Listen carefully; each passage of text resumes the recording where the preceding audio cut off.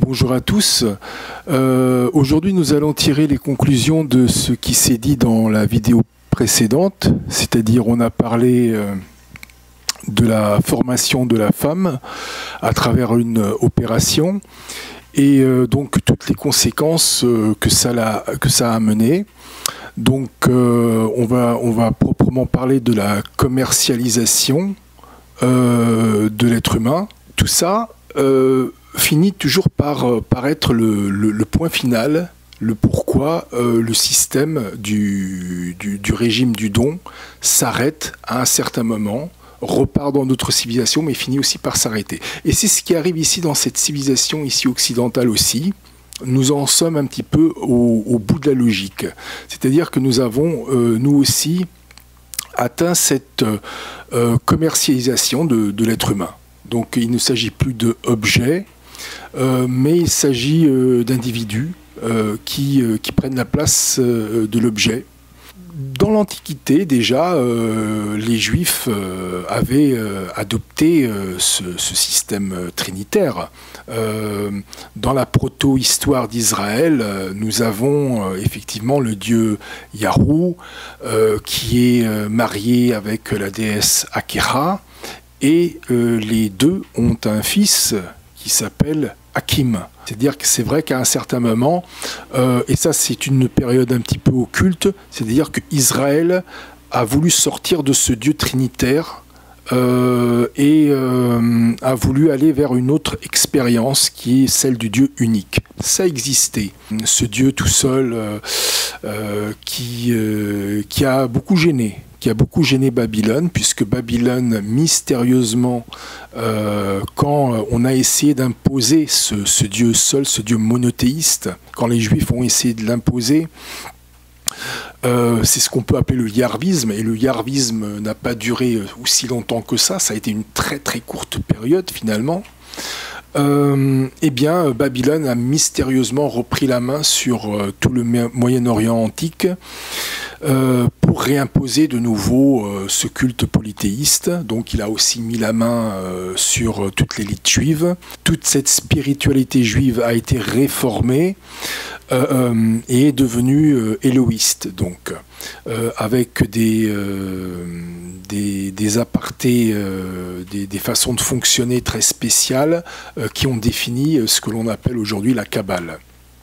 Vous avez des livres kabbalistes très importants, comme celui de Daniel, par exemple. C'est un livre kabbaliste, l'Apocalypse de Daniel. Il faut bien voir que Jésus, dans son temps, n'était pas non plus, lui aussi, totalement voué au Dieu monothéiste.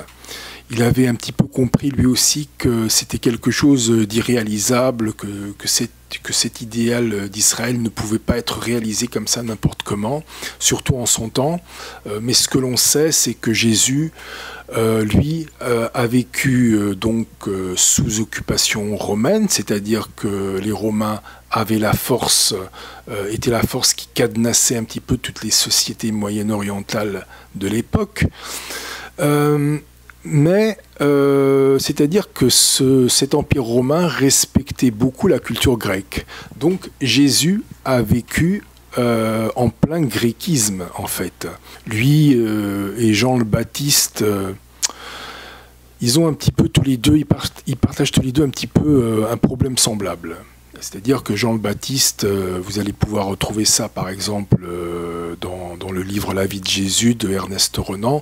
C'était quelqu'un qui était très accro aux religions zoroastriques par exemple. Jésus, lui, c'était du côté du gréquisme, du théâtre grec, de la personnification même qu'exigeait la culture grecque, que ça se passait. Donc, en fait, Jésus a tout simplement voulu personnifier le Christ. Cette personnification était aussi en train de l'amener vers des dérives. Il n'a pas vécu très longtemps, c'est aussi le fait qu'il ait été très jeune, c'était quelqu'un de très jeune, mais qui a commis beaucoup d'erreurs, et lui-même le reconnaît, c'est-à-dire que les gens qui viendront après lui feront des choses qu'il n'a pas faites. Donc ça, il ne faut pas non plus se bander les yeux. En fait, la vraie religion qui a permis cette scission avec le polythéisme jusqu'à maintenant, c'est l'islam qui en est arrivé là.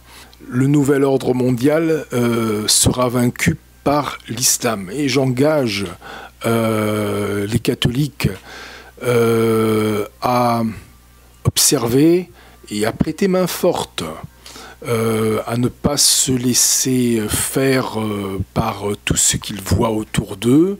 Il faut savoir rester soudés, rester unis, et c'est comme ça qu'on apprend les uns des autres. La religion, c'est pas quelque chose qui est déjà abouti, qui est déjà terminé, et il n'y a plus qu'à pratiquer. C'est quelque chose qui est en évolution constante, on doit toujours se remettre en cause. Dans le fond, ce que Dieu veut, ce sont des gens adultes. J'ai envie de dire, même pour bien me faire comprendre, des gens professionnels. C'est-à-dire qui sont capables de se lever et d'aller au boulot. Sans rechigner, sans pleurer papa et maman, sans dire qu'ils ne peuvent pas et qu'ils sont malades. Croyez-moi, le Dieu monothéiste ne désire pas ces gens-là et en fait très peu de cas, et ils sont très mal barrés. Ce que le Dieu des religions monothéistes veut, c'est des gens capables, qui écoutent et qui exécutent, je vais être très clair, sans broncher. Moi, j'ai des livres théologiques qui ne vont que dans ce sens-là, c'est-à-dire être pris en compte par Dieu, par les questions de Dieu, savoir gérer sentimentalement les épreuves de la vie et de la mort qui vient. Tout ça est dans les nouveaux programmes théologiques et je trouve que c'est assez terrible. J'en paie moi-même le prix.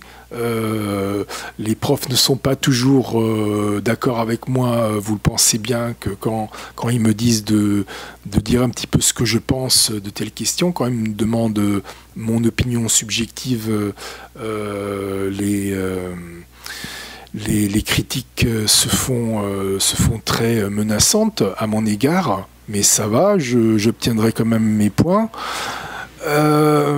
Mais vous voyez, moi je vous parle comme ça, et dans cette nouvelle façon d'être qu'il faut avoir, et j'ai envie de vous dire dès demain, franchement, il faut avoir une attitude très réceptif vis-à-vis de ce problème-là, d'être au service, de se considérer comme étant au service et d'y aller sans ces choses-là que l'on rencontre très souvent dans la société française, c'est-à-dire je me sens mal aujourd'hui, j'ai pas envie de me lever, j'ai envie de faire grève, j'ai des rancunes envers le patron. Ciao.